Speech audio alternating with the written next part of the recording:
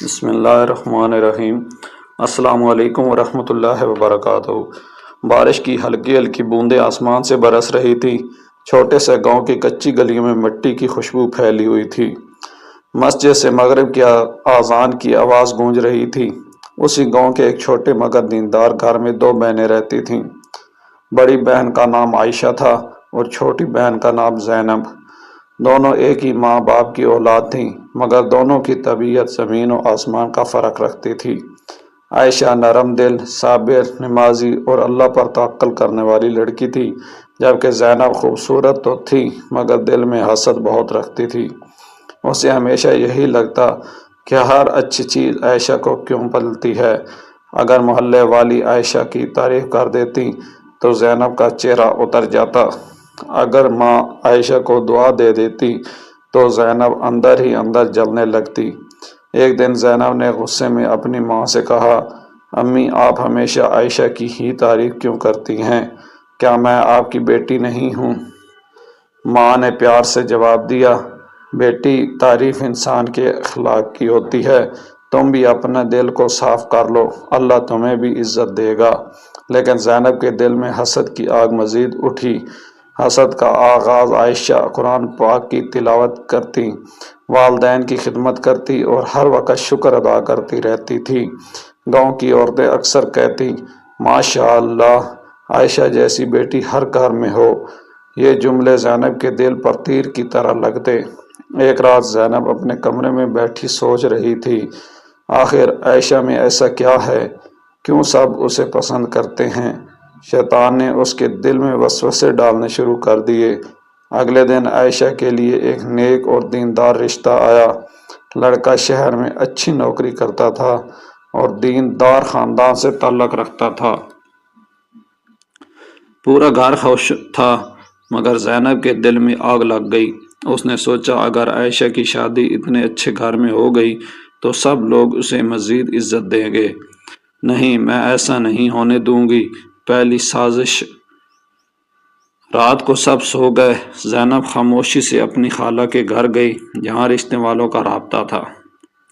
اس نے جھوٹ بولنا شروع کیا، آپ لوگ عائشہ کو بہت نیک سمجھ رہے ہیں، مگر وہ حقیقت میں ایسی نہیں۔ وہ گھر کے کام نہیں کرتی، بہت غصے والی ہے۔ خالہ حیران رہ گئی۔ اگلے دن رشتہ ٹوٹ گیا۔ ماں رو رہی تھی، عائشہ خاموش تھی۔ اس نے صرف اتنا کہا، اللہ بہتر فیصلہ کرنے والا ہے۔ ماں نے پوچھا، بیٹی تمہیں دکھ نہیں ہوا؟ عائشہ مسکرائی، امی جو اللہ کو منظور ہو وہی بہتر ہوتا ہے۔ یہ سن کر زینب کو مزید جلن ہوئی۔ حسد انسان کو اندھا کر دیتا ہے۔ کچھ دن بعد محلے میں ایک دینی مقابلہ ہوا۔ عائشہ نے قرآن پاک کی خوبصورت تلاوت کی اور پہلا انعام جیت لیا۔ پورا حال ماشاءاللہ سے گونج اٹھا۔ زینب کے دل میں حسد کی آگ بھڑک گئی۔ گھر آ کر اس نے غصے میں عائشہ کا انعام زمین پر پھینک دیا۔ تم ہر جگہ جیت کیوں جاتی ہو؟ عائشہ خاموش رہی۔ اس نے صرف اتنا کہا، زینب اگر تم چاہو تو میں تمہیں بھی تیاری کروا دوں۔ یہ سن کر زینب اور بھڑک اٹھی۔ ایک رات ماں نے دونوں بہنوں کو اپنے پاس بٹھایا، بیٹیوں حسد بہت خطرناک بیماری ہے۔ رسول اللہ صلی اللہ علیہ وسلم نے فرمایا، حسد نیکیوں کو اس طرح کھا جاتا ہے جیسے آگ لکڑی کو کھا جاتی ہے۔ عائشہ نے سر جھکا لیا، مگر زینب نے دل ہی دل میں کہا، مجھے کوئی فرق نہیں پڑتا۔ کچھ عرصے بعد والد بیمار ہو گئے، گھر کے حالات خراب ہونے لگے۔ عائشہ دن رات والد کی خدمت کرتی، راتوں کو اٹھ کر دعا کرتی، یا اللہ میرے ابو کو شفا عطا فرما۔ زینب کو یہ سب دکھاوا لگتا۔ ایک دن والد نے کمزور آواز میں کہا، عائشہ بیٹی اللہ تم سے راضی ہو۔ یہ سن کر زینب غصے سے باہر نکل گئی۔ اسے لگنے لگا کہ گھر میں صرف عائشہ کو چاہتے ہیں۔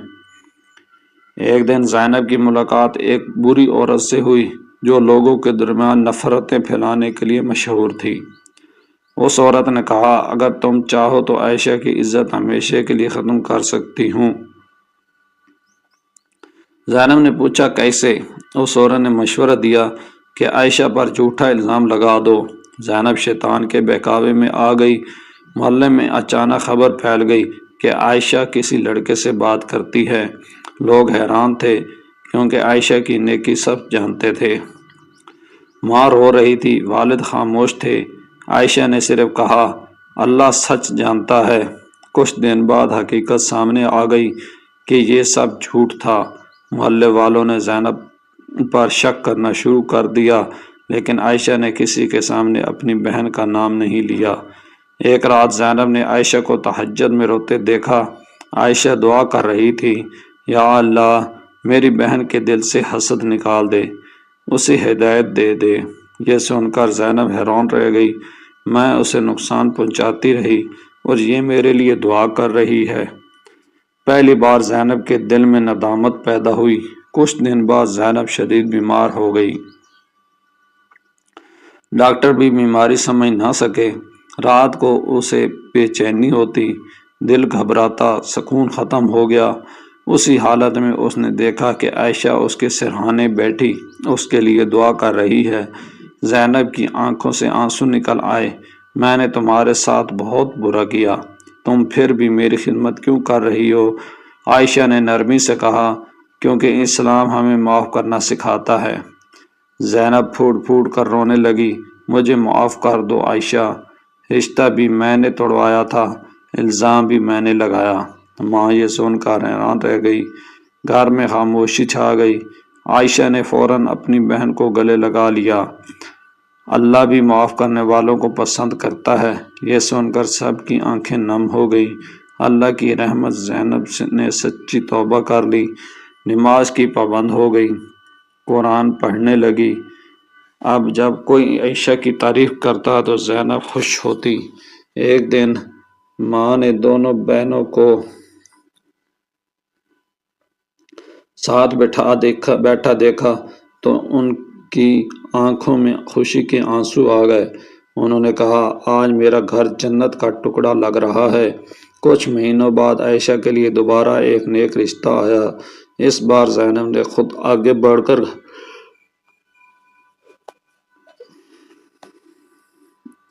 ہر کام کیا۔ شادی کے دن زینب اپنی بہن کو دیکھ کر رو پڑی، میں نے تمہیں بہت تکلیف دی۔ عائشہ نے مسکرا کر کہا، اگر تم نہ ہوتی تو شاید مجھے صبر کا اجر نہ ملتا۔ یہ سن کر زینب زور زور سے رونے لگی۔